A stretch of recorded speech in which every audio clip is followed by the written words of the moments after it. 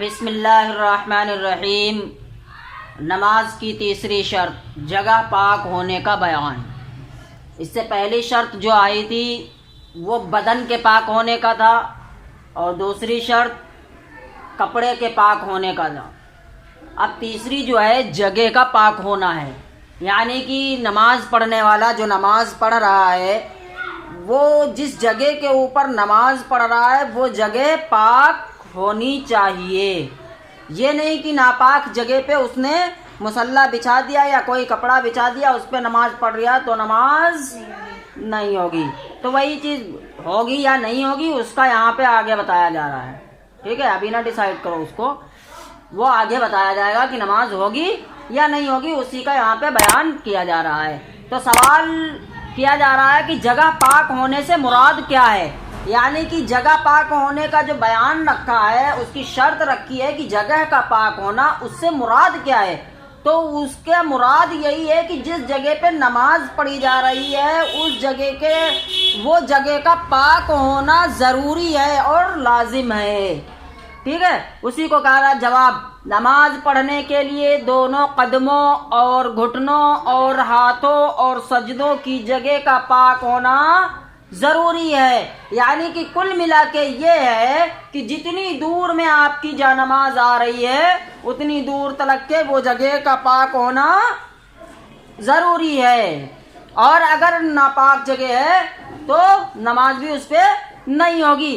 اور اگر ڈال لیا ہے اور نماز پڑھ لی ہے تو اس کا کیا مسئلہ ہوگا وہ آگے بیان کریں گے۔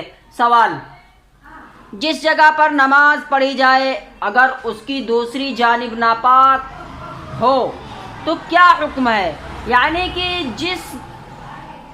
جس پر نماز پڑھی جا رہی ہے وہ تو پاک ہے لیکن اس کا دوسرا حصہ جو ہے وہ ناپاک ہے، تو اس پہ نماز ہوگی یا نہیں نماز ہوگی؟ اس کا حکم پوچھ رہے کہ اس کا حکم کیا ہے؟ تو جواب دے رہے کہ اگر لکڑی کے تختے پر یا پتھر پر یا کیا ہے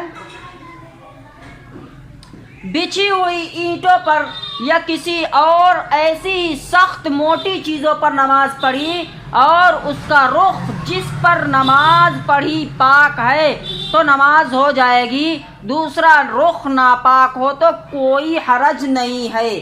جیسے مثال کے طور پر یہ ہمارا تخت ہے، پورا کیا ہے؟ تخت پہ ہم اس سائیڈ میں نماز پڑھ رہے ہیں اور یہ سائیڈ جو ہے ناپاک ہے، تو ہماری نماز درست ہو جائے گی۔ کیوں؟ کیونکہ ہم جس جگہ پہ پڑھ رہے ہیں وہ جگہ پاک ہے لیکن اس کا بغل والا حصہ ناپاک ہے، اس سے کوئی حرج نہیں ہے۔ ہمارے جس جگہ پہ جانماز بچھی ہوئی ہے وہ جگہ کا پاک ہونا ضروری ہے، جیسے کہ اوپر بتایا گیا ہے کہ جس جگہ پہ نماز پڑھی جائے اس جگہ کا پاک ہونا لازم اور ضروری ہے، ٹھیک ہے؟ اور اگر پتلے کپڑے پر نماز پڑھی اور اس کے دوسرے رخ پر نجاست تھی تو نماز درست ہوگی یا نہیں ہوگی؟ سمجھے؟ تو یعنی کہ اگر کوئی کپڑا پتلا کپڑا ہے تو اس پر اگر نماز پڑھ لی ہے تو اس کی نماز درست نہیں ہوگی۔ کیوں نہیں ہوگی اس کا جواب ابھی آگے دیا جائے گا۔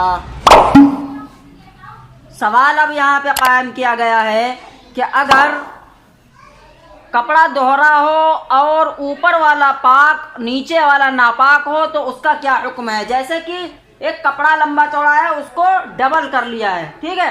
اب ڈبل کر لیا ہے، اس کا اوپری حصہ جو ہے پاک ہے اور نیچے کا حصہ جو ہے ناپاک ہے، تو اس کا حکم کیا ہے؟ اس پہ اگر نماز پڑھی جا رہی ہے تو وہ نماز جائز ہوگی یا ناجائز ہوگی؟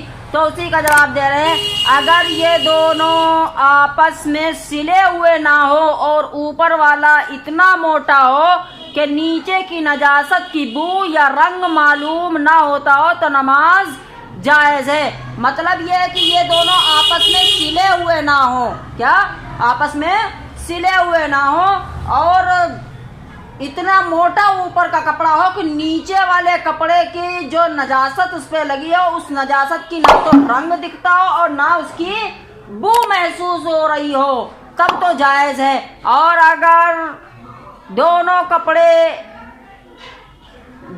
اگر تہ کپڑے کی سلی ہوئی ہے تو احتیاط یہ ہے کہ اس پر نماز نہ پڑھی جائے۔ اگر دونوں کپڑے کی تہ جو ہے سلی ہوئی ہیں، پورا دونوں کپڑے ایک ہی میں جڑے ہوئے ہیں، تو احتیاط کرنا چاہیے کہ اس پر نماز نہ پڑھے تو بہتر ہے۔ سوال، ناپاک زمین یا کپڑے یا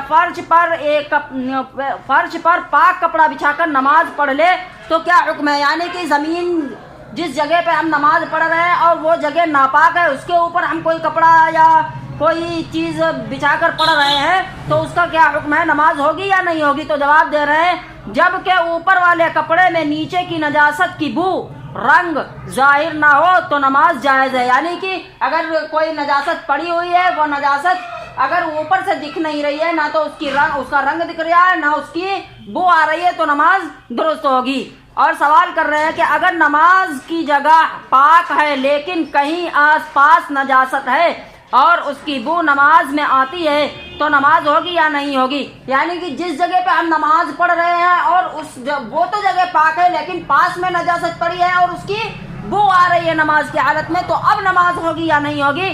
تو جواب دے رہے ہیں نماز ہو جائے گی، لیکن قصداً ایسی جگہ نماز پڑھنا اچھا نہیں ہے۔ یعنی کہ نماز تو آپ کی ہو جائے گی، لیکن اب یہ تم جان بوجھ کے کرو، یہاں پہ گندگی پڑی ہے اب ہم یہیں پہ نماز پڑھیں گے، تو یہ چیز بہتر نہیں ہے۔ بہتر یہ ہے کہ آپ اس جگہ سے ہٹ کر دوسری جگہ آپ نماز پڑھیں۔ اگر کوئی جگہ نہیں مل رہی ہے، وہی جگہ ایک خاص ہے، تو آپ وہاں پہ پڑھ سکتے ہیں، آپ کی نماز ہو جائے گی، لیکن بہتر یہ ہے کہ آپ کسی دوسری جگہ پہ منتقل ہو کر کے نماز کو ادا کریں۔